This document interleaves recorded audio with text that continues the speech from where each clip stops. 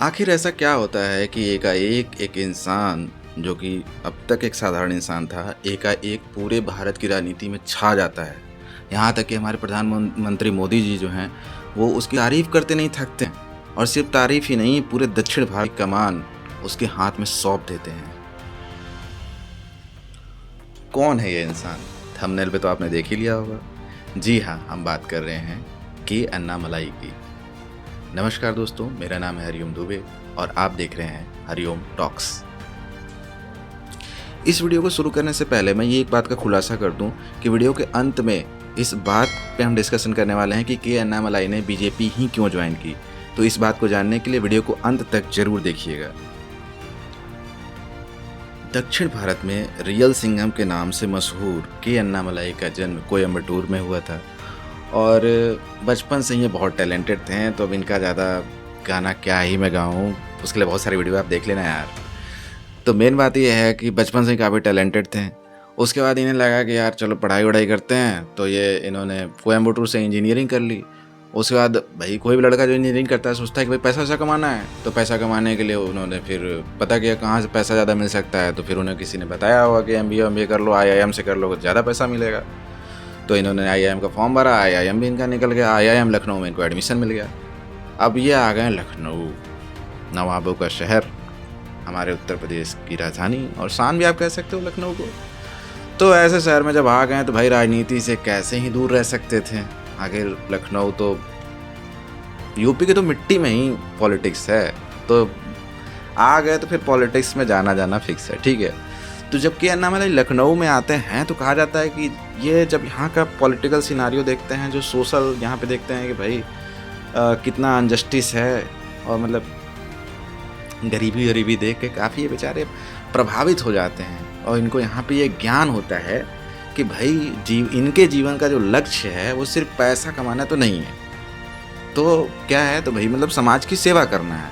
तब इन्हें लगा कि यार समाज की सेवा करना है तो भाई IIM से पैसा तो कमाया जा सकता है, लेकिन इसमें समाज की कुछ खास सेवा तो हो नहीं सकती। तो इनको लगा कि अच्छा चलो IAS की तैयारी करते हैं, ठीक है। वैसे भी यूपी वाले, बिहार वाले, इनसे जब बोलो कि समाज की सेवा करना है तो क्या करना है, तो ये किसी से बात की होंगी यार मुझे समाज की सेवा करना है, तो कोई यूपी बिहार का आदमी होगा, कहा होगा अच्छा समाज की सेवा करना है तो IAS बनो पहले, और क्या। तो ये पहुँच जाते हैं IAS बनने, फॉर्म भरते हैं, पेपर देते हैं, पास भी हो जाते हैं, लेकिन IAS नहीं मिलता।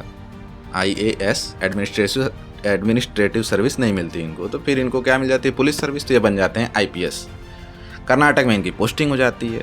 अब जब IPS बन जाते हैं तो किस्मत भी देखिए कितनी स्पेशल है। एक ऐसे इंसान को जो कि बहुत ही ज़्यादा सेंसिटिव है इन सब मुद्दों को लेके, गरीबी और अन्याय जो हो रहा है समाज में, इसको लेके बहुत ही ज़्यादा सीरियस है। उसको IPS में जब आप डाल दोगे पुलिस सर्विस में, तो वो समाज से एकदम सामने से दिखता है, ऐसे जैसे जब किसी का मर्डर होता है ना, तो वो सामने से जाके देखता है कि भाई ये इंसान मरा, इसका ये परिवार है, इसके ये बच्चे हैं, अब इनका क्या होगा। तो मतलब एक विभत्स सा सीन उसके सामने आ जाता है IPS बनने के बाद। एक IAS जो होता है वो नॉर्मली अपने ऑफिस में रहता है, एयर कंडीशनड में, थोड़ा बहुत उसको मन करता है इंटरेक्शन करता है मतलब सोसाइटी के साथ, नहीं तो उसका ज़्यादा उतना इंटरेक्शन इस टाइप का तो नहीं ही होता है। तो IPS बन जाते हैं। किस्मत इनको कुछ और दिखाना चाहती थी, और जब ये IPS बन के पहुँचते हैं तो इनके क्षेत्र में एक लड़की के साथ रेप होता है और उसके बाद उसकी हत्या कर दी जाती है। कहा जाता है कि इसके बाद के अन्नामलाई का दिल जो है वो एकदम पिघल सा जाता है और उन्हें लगता है कि मैं इस नौकरी में रह के इन घटनाओं को कैसे रोकूंगा। वो बहुत परेशान हो जाते हैं, उनका मन विचलित हो जाता है। उसके बाद उस लड़की के नाम पे वो एक समाजसेवी संगठन का गठन भी करते हैं जो आज भी कार्य कर रही है। लेकिन उसके बाद भी उनके मन को चैन नहीं मिलता है। उन्हें लगता है यार कुछ बड़ा करना चाहिए, ये सिर्फ IAS या IPS इतने बड़े लेवल पे चेंज नहीं ला सकते ना, क्योंकि IAS IPS क्या होते हैं, एक जिले विले के स्तर पे काम करते हैं। राज्य के स्तर पे अगर वो सचिव वगैरह बन भी जाते हैं तो फिर तो उनका वो ऐसे भी बहुत ज़्यादा जनता से दूर हो जाते हैं। तो उनको लगा कुछ बड़े स्तर का काम करना चाहिए, जनता के बीच में ही रह के करना चाहिए, जनता से कनेक्टेड होकर करना चाहिए। तब उन्हें समझ में आया कि बस ऐसे नहीं होगा, या तो मतलब आप कोई जो NGO वगैरह होता है वो चलाइए। तो उन्होंने ये भी NGO वगैरह भी चलाएं, लेकिन उसके बाद लगा कि भाई सरकार में जब रह के काफ़ी अच्छा काम किया जा सकता है। तब फिर उनका रुख हुआ पॉलिटिक्स की ओर। और जब वो पॉलिटिक्स में आने के लिए देख रहे थे, तब उन्हें बीजेपी मिली, मोदी जी मिले, इनसे प्रभावित हुए और उसके बाद उन्हें इस समय बीजेपी का वहाँ का प्रदेश अध्यक्ष बना दिया गया है, जो कि अब तक के वहाँ के सबसे युवा प्रदेश अध्यक्ष हैं। ठीक है, सबसे युवा प्रदेश अध्यक्ष बने आज तक के अन्नामलाई बीजेपी के। ठीक है, तो उसके बाद फिर क्या कहते हैं, इनकी प्रतिष्ठा बढ़ती ही जा रही है। और प्रतिष्ठा बढ़ने का रीज़न सिर्फ ये नहीं है कि मतलब कि सिर्फ मीडिया हाइप बना रही है। ये एक ऐसे आईपीएस अधिकारी रहे हैं, जब इनका ट्रांसफ़र होता था तो वहाँ की पब्लिक रोने लगती थी। तो मतलब एक ऐसा व्यक्तित्व का आदमी जब पॉलिटिक्स में आता है तो कहीं ना कहीं उसकी हाइप बननी भी चाहिए, क्योंकि ये कोई फालतू के आदमी नहीं है कि मतलब सिर्फ मीडिया के फुटेज लेके इधर उधर से और फिर आ गए कि हाँ भाई चलो अब हम क्या कहते हैं हमको नेता बना दो अपना। ऐसा नहीं है, इन्होंने जनता के बीच में रह के काम भी किया है। तो अब बात करते हैं उस खास सवाल की जिसका हमने आपसे शुरू में वादा किया था कि भाई इन्होंने क्यों बीजेपी ही ज्वाइन की। अब बीजेपी ज्वाइन करने के पीछे के अन्नामलाई का जो सबसे बड़ा रीज़न था वो ये था कि ये जो वैचारिक इनका जो एकता है वो बीजेपी के संगठन के साथ है। कहने का मतलब क्या है कि भाई जैसे जैसे मतलब बीजेपी के लोग जिस प्रकार से सोचते हैं, किसी भी जैसे मान लीजिए उनके पास कोई समस्या है कि भाई CAA लागू होना चाहिए या नहीं होना चाहिए, तो जो बीजेपी के लोगों की सोच है वही के अन्नामलाई की भी सोच है। तो इनको लगा कि भाई जो मैं सोचता हूँ इसी टाइप से बीजेपी का शीर्ष जो है नेतृत्व है वो भी सोचता है, तो हम साथ में मिलकर काम करेंगे तो देश के लिए ज़्यादा अच्छा काम कर पाएंगे। कहा जाता है अपने आईपीएस के कार्यकाल के दौरान के अन्नामलाई ने हिंदू मुस्लिम दंगों को रुकवाने के लिए जो हमारे मुस्लिम ग्रंथ हैं कुरान हदीस, इनका अध्ययन किया और मुस्लिम साइकोलॉजी को समझने की कोशिश की, और उसके बाद आश्चर्यजनक तरीके से पूरे पब्लिक को साथ लेते हुए उन्होंने उन दंगों को रुकवा भी दिया।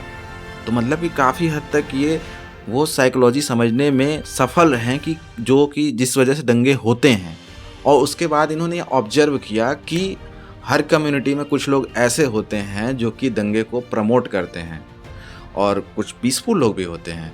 तो और उसके बाद फिर इन्होंने इस चीज़ को देखा कि जैसे बीजेपी है ये जिस तरह से क्या कहते हैं दंगों पे एक्शन लेती है और जो समाज के विघटनकारी तत्व या विभाजनकारी तत्व होते हैं उनके ऊपर सख्त एक्शन लेती है, उससे के अन्नामलाई बहुत ही प्रभावित हुए। इस कारण उन्होंने बीजेपी ज्वाइन करने के लिए सोचा।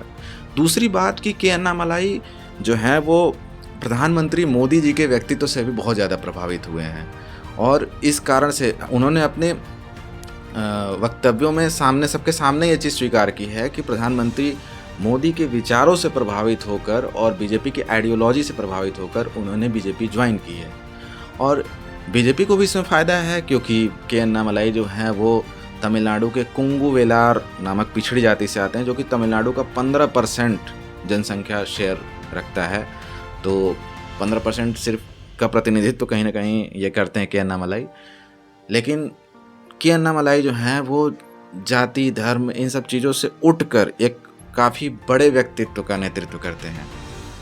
ये अपने जो भारत है उसकी संस्कृति को, भारतीय जो उनका धर्म है, हिंदू धर्म है, उनकी जो जाति है कुंगू वेलार, इन सब पे वो गर्व करते हैं। और ये जो गर्व करने वाली बात है अपने ऊपर, ये कहीं ना कहीं आप देखेंगे बीजेपी की आइडियोलॉजी इससे भी मैच करती है। जब आप किसी सुधांशु त्रिवेदी के किसी डिबेट में देखेंगे तो वो जो मतलब कि हम लोग जो पढ़ते थे तो हम लोग के उसमें भी ज़्यादातर मैं बता देता था किताबों में कि जो हमारे पुरानी बातें हैं वो मिथक थी।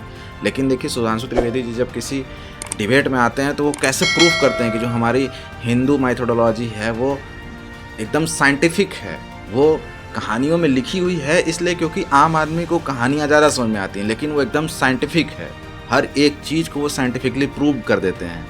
तो कहीं ना कहीं इन चीज़ों से प्रभावित होने के कारण अन्नामलाई जी बीजेपी में शामिल हुए। और आज के वीडियो में बस इतना ही। मिलते हैं फिर किसी और वीडियो में किसी और टॉपिक के साथ। जय श्री राम।